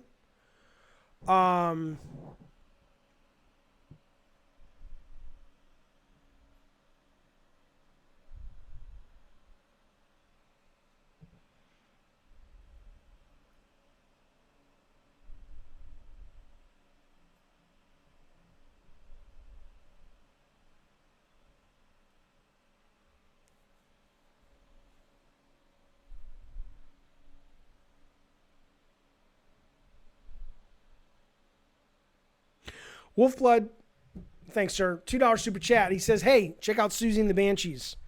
I remember them from the 80s. Jeepers Creepers, where'd you get them peepers? I appreciate the super chat. Thank you, sir. Very nice. Very kind of you. Very courteous, sir. Very generous tonight. Listen to me. It didn't get sad. Well, why is it sad? We're just talking. We're just shooting the shit. I'm going to tell you something. Scientists, one more thing I'll tell you about scientists. We'll get off the science in a second.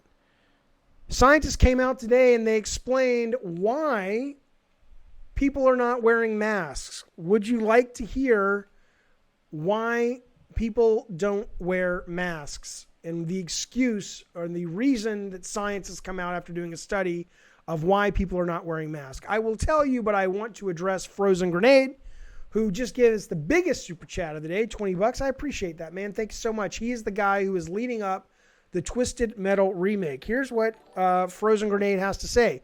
He says, why the remake, Jaffe? Simply put, we love Twisted Metal and don't want to see it die. It brought us together as friends and we'll give it our best. TM deserves better than being locked in a dusty basement. We hope to bring it back. Okay. And I think that's great. But what I don't understand is, why would you remake it? Why don't you make a new one? Why remake a game that already exists? Why not basically remake Twisted Metal or make a Twisted Metal? If you're gonna run the risk of burning your precious time and energy and resources to make something that you don't know if you're ever going to be able to release, whether it's as a fan game or as a financial product, because you don't know Sony's response, why would you not make something that's like, Twisted Metal The Return or whatever? But if you're basically making a, quote, shot-for-shot remake of a game that's already been made, that's more why I'm confused. It doesn't make any sense to me. So please, let me know what you think. Why don't these streams trigger your notifications? I don't know. I don't know. I had Errant Thief tell me that the other day. If you're on YouTube and you've clicked the bell, not everybody gets a notification. It's stupid. It's YouTube. I don't know what to tell you. I don't know what to tell you. It is what it is. I apologize. That's why you should join our Discord. You're on a Discord though, because you always know on the Discord when we're doing the stream. Speaking of, let me go to the Discord, make sure no one's waiting to talk. Okay. Oh Lord, have mercy. Nothing. Okay. No, let's fucking answer the question. Fictive says, let people remake whatever they want. What's the big deal? There is no big deal. I'm just saying that, A, I don't understand it, so I'm asking. B, chances are Sony's not going to let you do anything with it when you're done with it. I mean, unless it's staggeringly amazing, and then they might be like, fuck it, this shit's the real deal. But chances are, especially if you're just remaking a game they already own, they're probably going to say, I don't know. I don't know how Sony is with the whole cease and desist stuff. I mean, I think it's great they're doing something with Twisted. I just don't understand why they would do a remake specifically of Black versus making their own thing.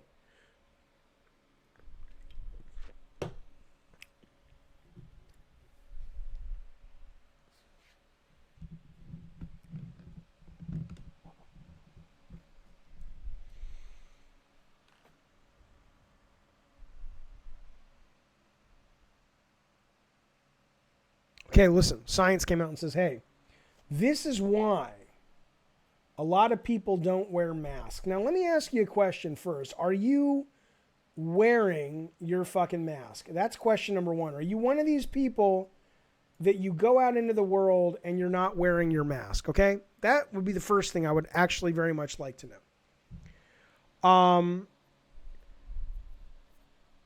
Hang on. I want to talk about masks, but hang on. I Am Toastman is back to talking about people who die.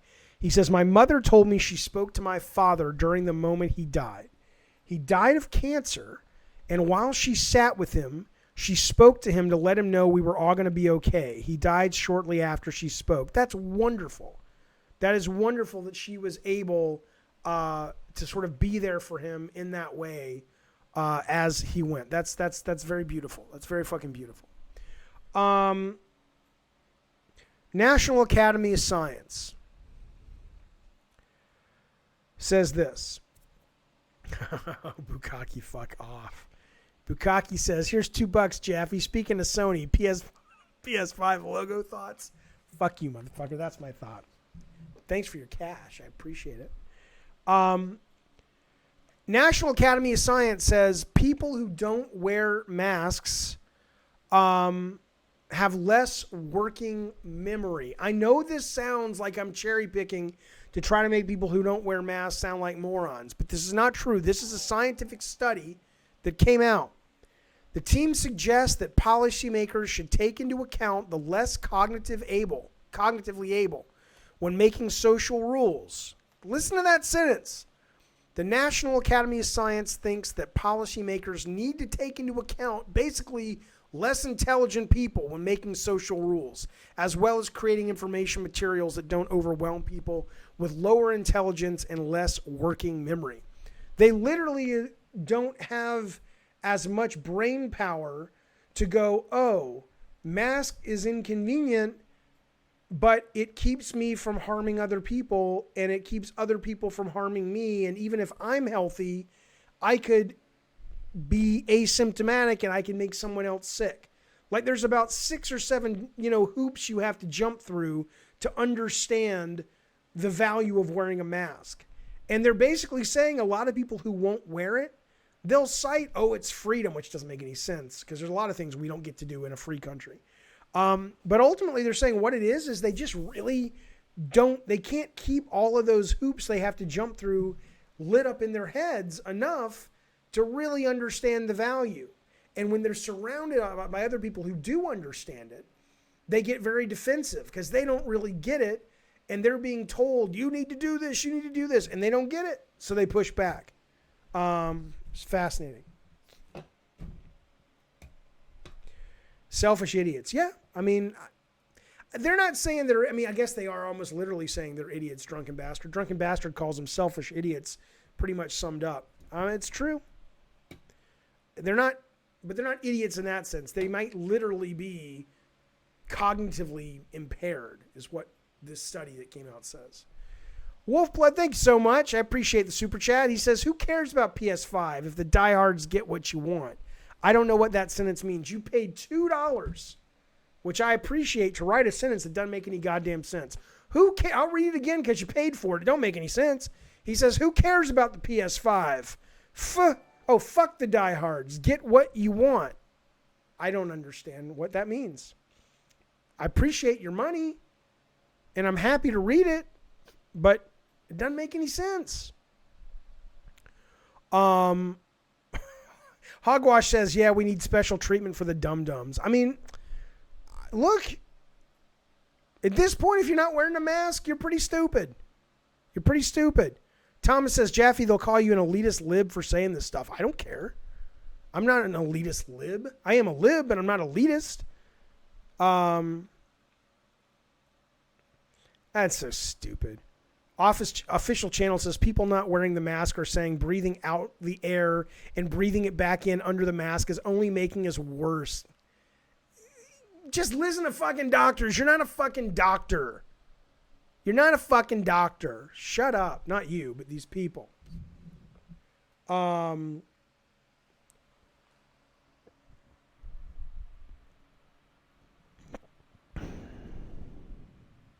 had this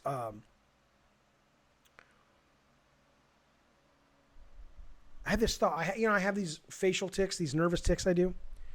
And you did not. You dated Hope Hicks. I want to hear about that. I have these nervous tics. I've had them my whole life. But the other night I woke up and I couldn't get back to sleep. I'm lying in bed and I kind of, they got really bad, right? And I was able to kind of meditate through it. When I say it got really bad, like I was constantly like moving my face around and shit. You can see me doing it on the stream. And it was interesting to me because when I was able to step back and sort of process what my mental pathway was, like, well, what was I doing? Why was I doing this? There was something in my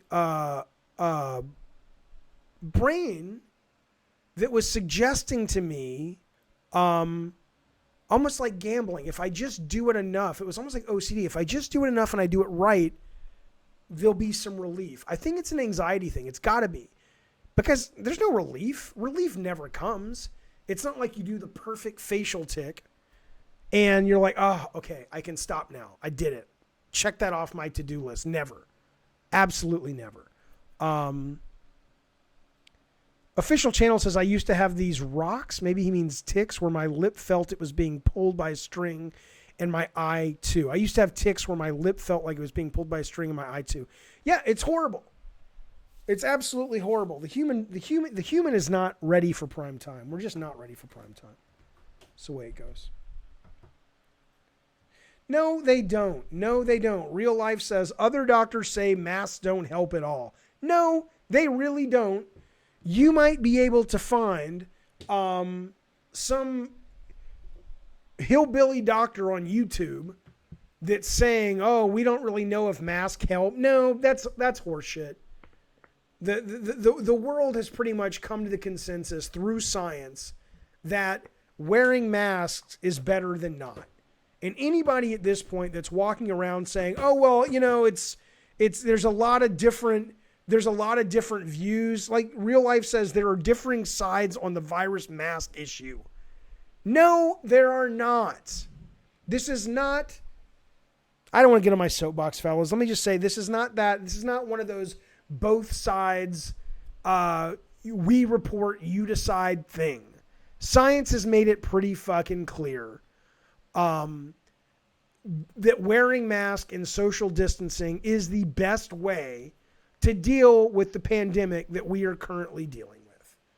And anyone who tells you anything else is watching a bunch of hokum bullshit YouTube videos that really can't stand up to real science. The WHO, the CDC, all the fucking doctors are what your one video that I don't want to get into this. I don't want to get into it.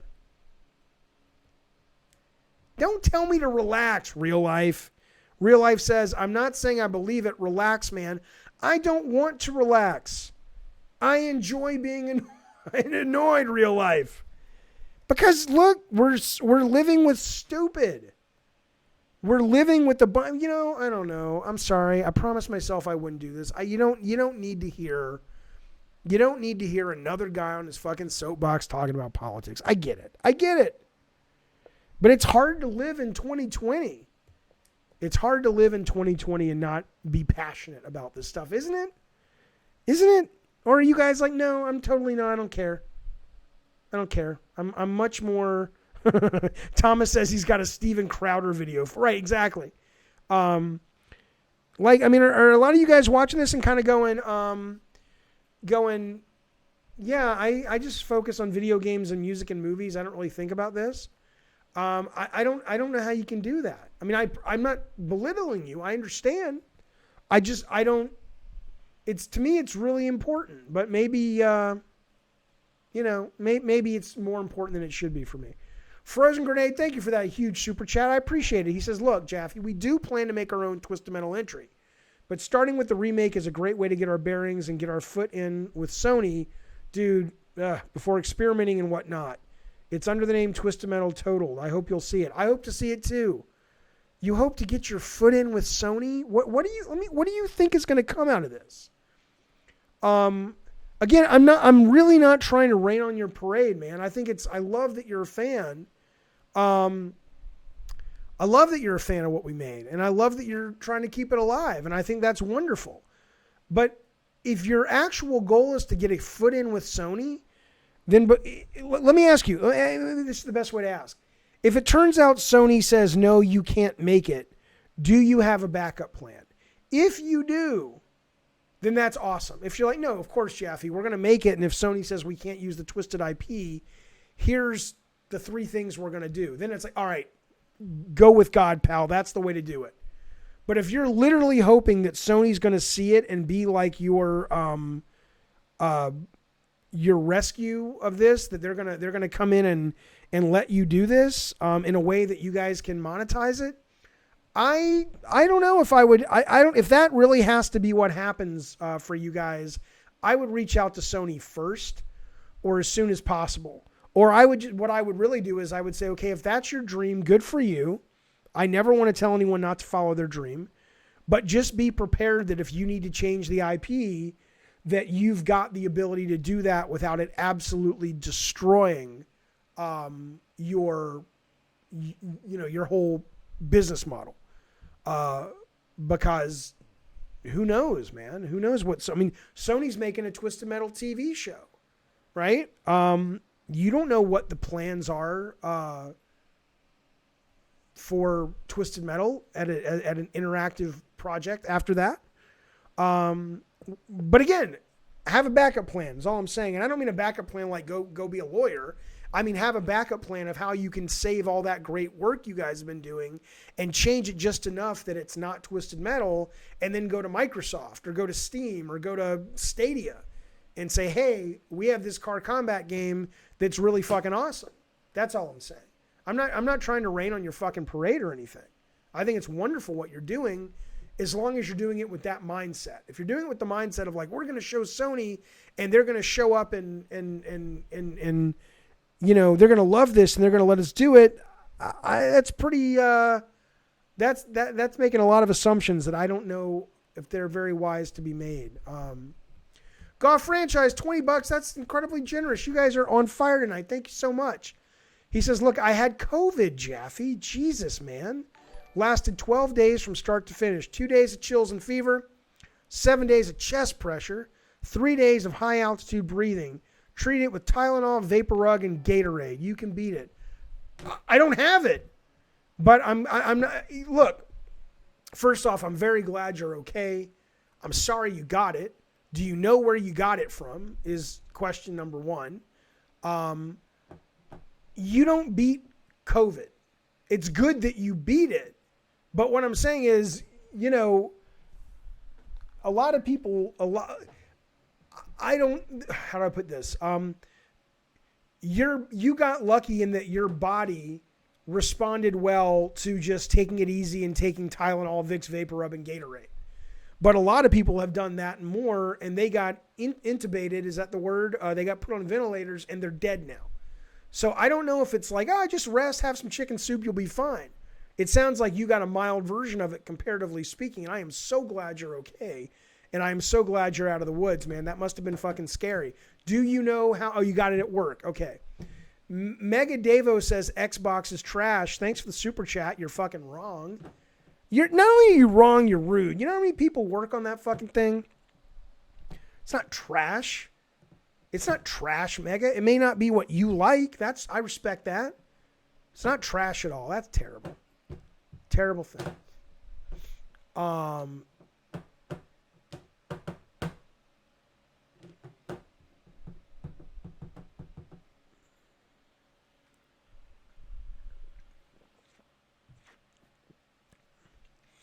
Yeah, Victor says I'm making assumptions. Yeah, I'm making assumptions. I am the co-creator of the fucking franchise. I am the game director and co-game director of most of the fucking Twisted Metal games. I've worked with Sony for 25 years. I literally got off the text chat with the head of PlayStation America 20 minutes before I got on the chat talking to him about a game I think he should play.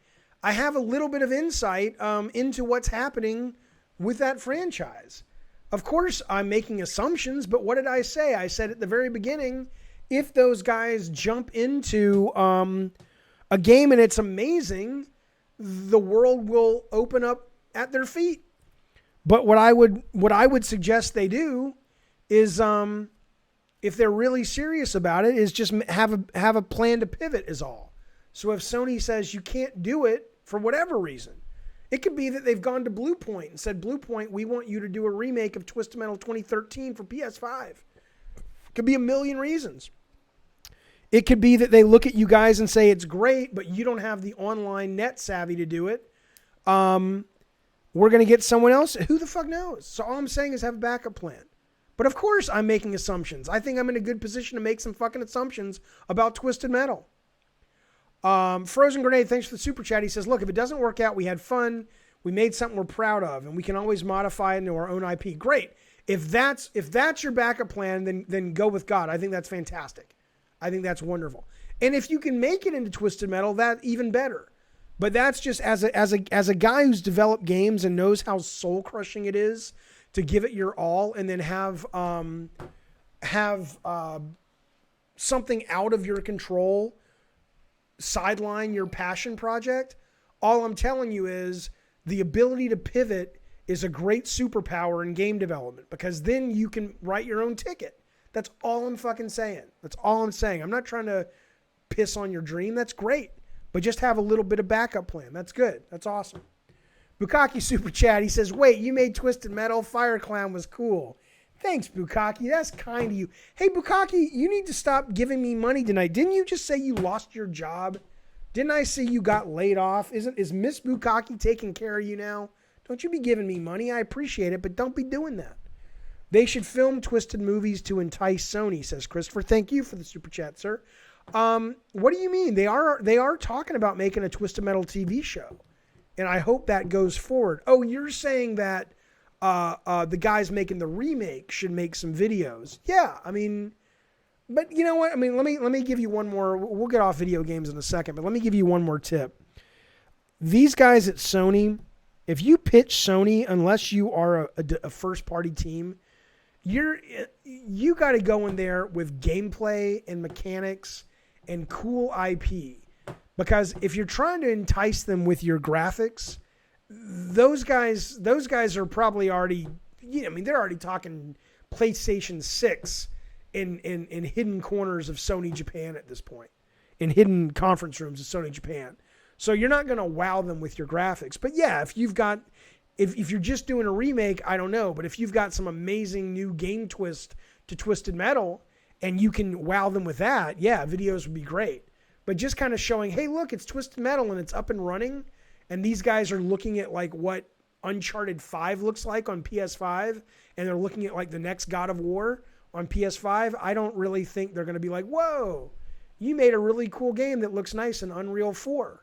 But again, you know, I know this. I'm just giving you guys some real advice. I'm not trying to.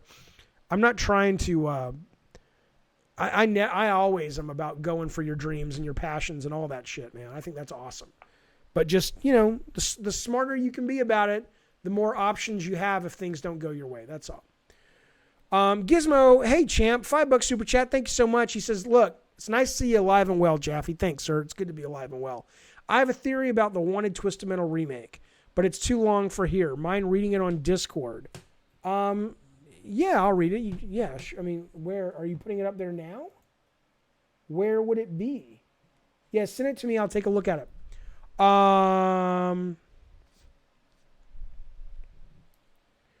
Joe, I heard that was incorrect. I heard they were filming the Uncharted movie, and then I saw recently that they actually have not started filming the Uncharted movie. So I don't know what's real.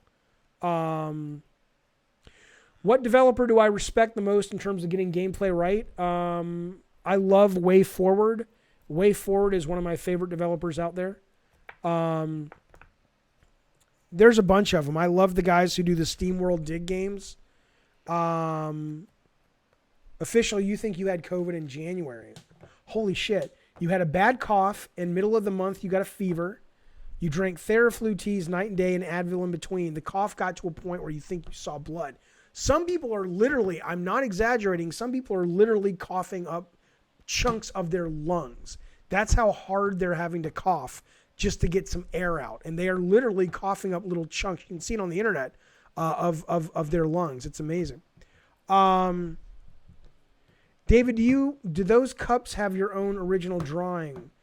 Oh, you mean the mugs? Yeah, those are drawings that I did, man. They're terrible. I mean, their mugs work. They're not bad mugs, but they're stupid little. I did one that's Kratos and one that's Sweet Tooth. They're paintings. Okay, this is what Gizmo wrote on Discord. While I agree the new Twisted Metal or new car combat game, better idea, I think a remake is best. To see if the franchise is still as loved and wanted so they can continue or start with a new Twisted project. Such as maybe Twisted Black 2. Yeah, but you're making this assumption that they're going to get to do it. What I'm saying, look, if I went to Scott Rohde and said, Scott, I really want to make a new Twisted Metal, and I could convince him to fund a prototype for 6 to 8 months, okay, then you have a point. But these guys are not on Sony's radar. Sony hasn't gone to them and said, make this thing. So if they go and they do this, Sony may look at it and say, yeah, no, that's nice. We're flattered, but no. We do our own shit, or we already have somebody else working on it, or what have you.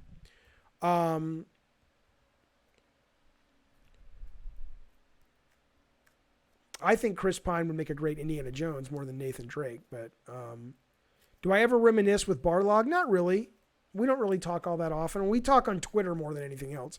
Can you get the mugs? Yeah, you can get the mugs over at Teespring. There should be a link in this here chat right now somewhere.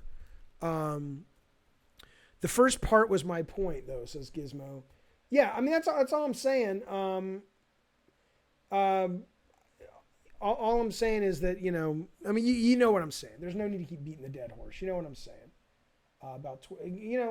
best of luck. I think it's great. They're giving it a shot. Can you get some God of War merch? I don't know. I don't really sell that. It's not my place to sell that stuff. You can get it from the Sony website. I'm sure they have lots of cool stuff, man. Wolfblood says, Mr. Jaffe, stay on YouTube. I will be on YouTube for the most part, except for gaming on Twitch. But I like YouTube as well. It's good people. Twitch is an easier platform to stream on, but all the talk stuff like this will be on this for a while.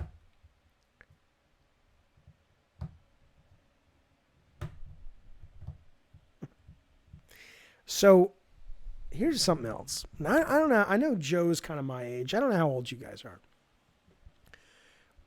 But I have also gotten, how do I put this? I have also gotten kind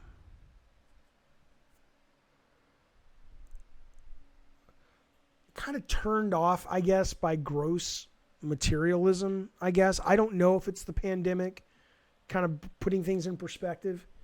But there really is a sense for me lately. Like, I was rewatching Entourage, which I used to love that show, Entourage. It was fucking great. Excuse me. And all the cars, all the mansions, like when I watched it when I was younger, it was aspirational. Like, I looked at that and I was just like, man, that would be so cool to have that one day. I would love to have that one day. But as I've gotten older, it just seems vulgar. I don't know if it's what's happening sort of with the social upheaval in America or with everybody working from home, but it just, and things being more prioritized. And I don't know if it's just me, but I have found myself becoming less and less. I'll tell you the story. I dropped my kid off at a play date the other day, and it's a social distance play date. They take it very serious. They're like 10 feet between the kids. There's just 3 of them, and they sit out on the big driveway, and that's, trust me, they're very responsible kids. And, but I'm driving to this part of town, and we live in a pretty good part of town. But this is inland, right? So we're by the beach.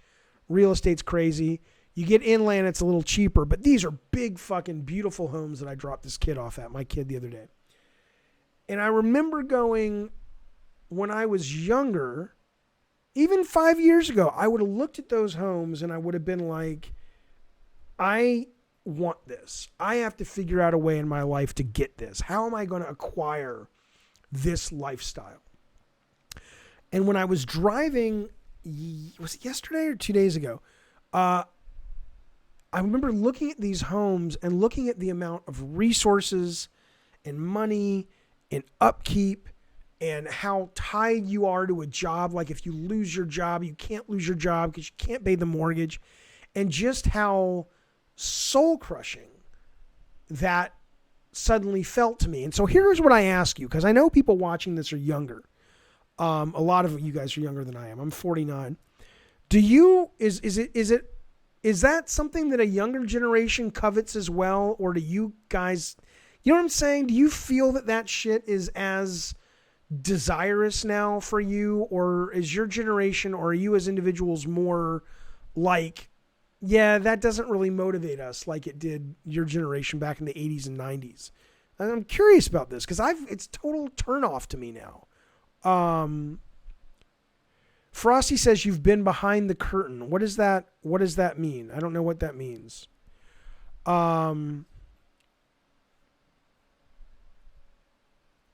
Yeah, it was Tanner using the aimbot. No, it wasn't Tanner's house. No. So praise Mario, not really. So you guys are still chasing the money, or are you saying no, you don't chase that shit? Bukaki says affording any house is aspirational. Let me tell you something. Let me fucking tell you something. Friend of mine, okay, so hang on. John says, not for me. I just want enough money to live comfortably. I don't need a big house and expensive cars. Good. That's how I'm at. That's how I am. Oh, you're getting your mom's house, Master Dragon. That's fucking nice. That's awesome. Edward is 28, dreams of having a big house. I strive for nice things, says Krusty, especially a house. I'm pretty materialistic. Okay. Thank you, Jonathan. I appreciate that. Leather, you bought your first house today. Okay, well, is it a big fucking house, or is it like a modest house that just is all you need? Cooper, I'm becoming that way. Cooper says, I feel as time goes on, future generations are becoming more minimal when it comes to possessions. I certainly feel that way. I feel my kids feel that way as well.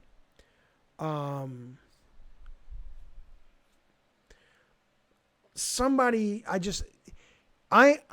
don't know if my life will afford me this opportunity, but a lot of it is just life in Southern California, as nice as it can be. It's so expensive. Somebody on Facebook says, hey, my neighbor's moving, and they post this house that was in Oregon. And it was a pretty, it was like a modest house, but it was well decorated and stuff. This house was about $500,000, right? In California, where I live, that house would be about $1.7 million. And I think that's the thing. It's just crazy. It's just, I can't get my head around spending that kind of money on a fucking house anymore. Oh, Michael McGee, he says, this is off topic. I apologize. I couldn't find your last video. I watched part of it live and wanted to watch the rest. You couldn't find it because I had music playing in the background that YouTube, that's another reason Twitch is great. YouTube said, oh, you can't use that music, and they killed it. So it's gone. It's gone to swim with the fishes. Sorry about that. That one will never come back. So that's why you're not hearing any music right now. Orang says, I want to move to a town with only 100 people. Listen to me. I watched Doc Hollywood last night for the first time in ages. And if you don't know, it's about a guy who's going to Beverly Hills and he gets waylaid in this small country town. Oh, it was so idyllic. It was so goddamn idyllic. I was just like, that's where I want to move to a small fucking town where real estate is cheap. Life is slower. I can still do my stream. I can still do creative game design stuff, but it's all work from home. I think it's a big part of it. I think my doctor should prescribe me a move. It's like, you're done living in the big fucking hustle bustle city. Slow it down, Jaffe. That's all I'm saying. Now listen, this is what's interesting. Yeah, Michael J. Fox was great in that fucking movie. Listen. is what's interesting. We've been talking for about 2 hours. I'm going to go take a walk. That's the Jaffe stream for July 16th, 2020. I got to tell you something. Rob the Mod, thank you. Thank you for modding. Thank you guys all for showing up and keeping me company and hearing me rambling on about my bullshit. I appreciate it very much. Thank you for the discussion. Thank you guys for the great, generous super chats. Insanely generous tonight. Thank you guys very, very much. You guys continue to amaze me with how kind you are to this stream. I will be back. I'll be back this week, tomorrow or this weekend, with another talk chat. So if you're not a member of our Discord, please join our Discord. You can hit us up with topics you want us to talk about. In the meantime, you guys seriously stay safe with all the corona bullshit out there. Be kind. Yes, Cooper, this stream will be up. The only reason the other one was down was because the copyright violations of music I was playing. All right, Orang, I miss you too. I miss y'all. It's good to be back, everybody. Have a great rest of your night. I'll see you in the next couple days. Thanks, everyone. Bye.